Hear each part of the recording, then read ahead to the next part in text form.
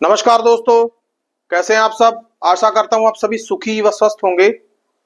दोस्तों, जैसा कि आपको पता ही है कि कोलकाता में बीते दिनों क्या हुआ। 31 साल की ट्रेनी डॉक्टर के साथ बर्बरतापूर्ण रेप और मर्डर जैसी घटना हुई। दोस्तों,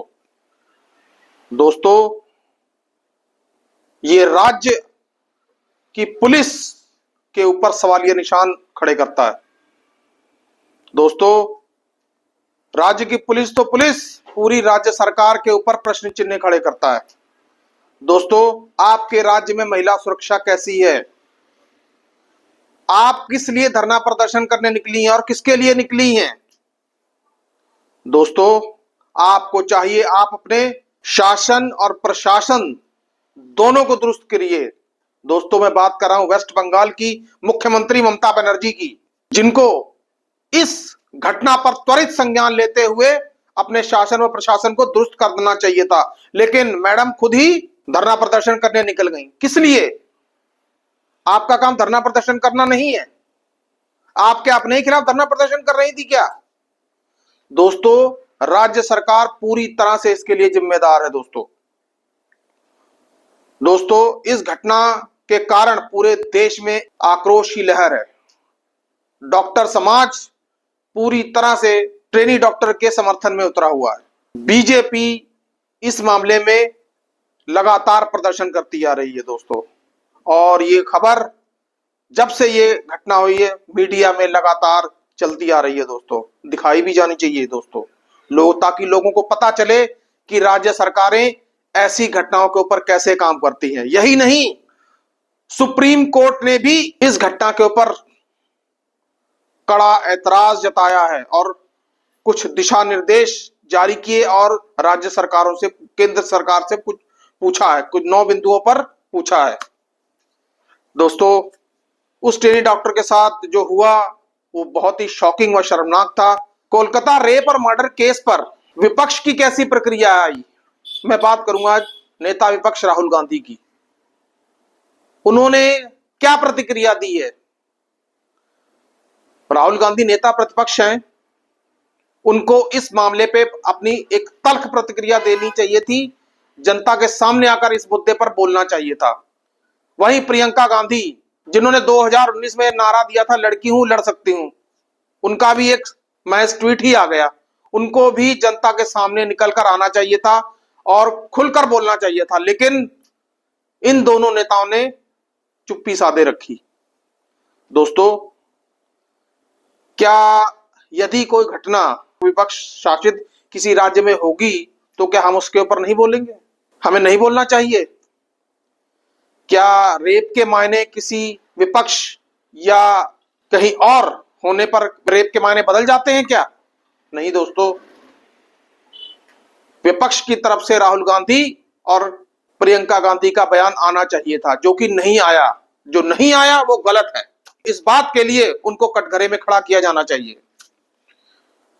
दोस्तों, अब मैं बात करूंगा कुछ और रेप घटनाओं की। अब मैं बात करूंगा गोदी मीडिया की। दोस्तों, जब से कोलकाता रेप एंड मर्डर घटना हुई है तब से गोदी मीडिया लगातार ममता बनर्जी सरकार पर हमलावर है। ठीक है, होना भी चाहिए, क्योंकि ममता बनर्जी की सरकार इस मामले में पूर्णतः कटघरे में खड़े किए जाने की हकदार है। कुछ दिन पहले ही बदलापुर में केजी क्लास की 2 लड़कियों के साथ, केजी में पढ़ने वाले बच्चे की क्या उम्र होती है साहब? 4 या 5 साल महज। 2 लड़कियों के साथ रेप होता है दोस्तों।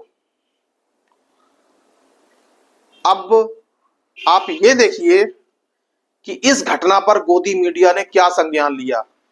लोग इस घटना के विरोध में सड़कों पर उतर आए और बदलापुर स्टेशन पे लोग इकट्ठे हुए।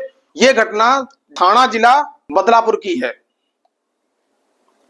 बदलापुर स्टेशन पर लोग इकट्ठे हो गए, लेकिन पुलिस ने उनके ऊपर अच्छी तरह से लाठीचार्ज किया दोस्तों। और तो और दोस्तों, एक खास बात यह भी है कि बदलापुर में इंटरनेट और एसएमएस जैसी सुविधाएं बंद है। ऐसा क्यों है? ऐसे मामले की रिपोर्टिंग किस गोदी मीडिया चैनल ने लगातार की है दोस्तों? क्या इसलिए कि ये बीजेपी द्वारा शासित राज्य में घटना हुई? दोस्तों, सबसे शॉकिंग बात तो यह है कि एकनाथ शिंदे की पार्टी के नेता वामन महात्रे ने इस घटना की रिपोर्ट करने वाली पत्रकार के बारे में जानते हैं क्या कहा?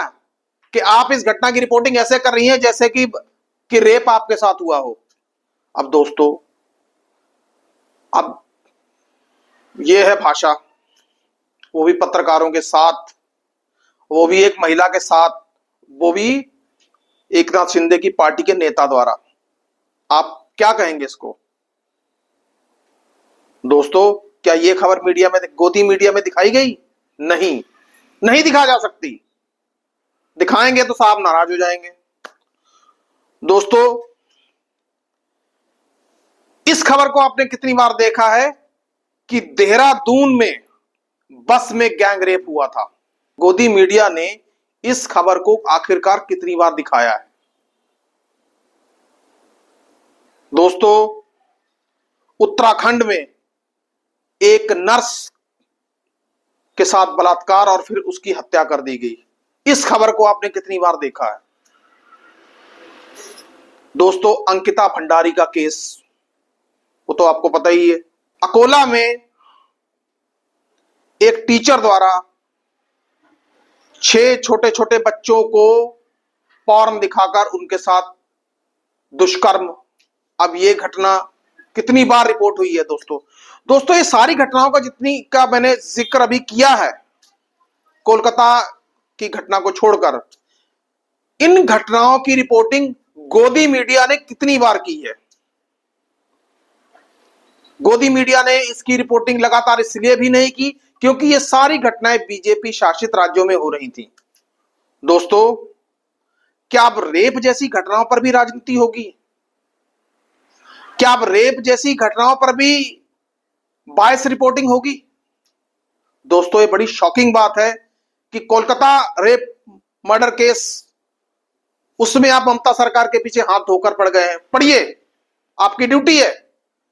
लेकिन जहां पे, जिन बीजेपी शासित राज्यों में ये घटनाएं हुई हैं, वहां पे आप इस तरीके के पैशन के साथ रिपोर्टिंग क्यों नहीं करते? कोलकाता रेप और मर्डर जैसी घटना की भरसक निंदा की जानी चाहिए और जनता के दिल में उस घटना के प्रति जो आक्रोश है बिल्कुल सही है।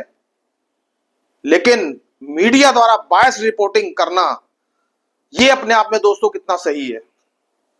दोस्तों, कृपया कमेंट बॉक्स में कमेंट करके मुझे जरूर बताएं।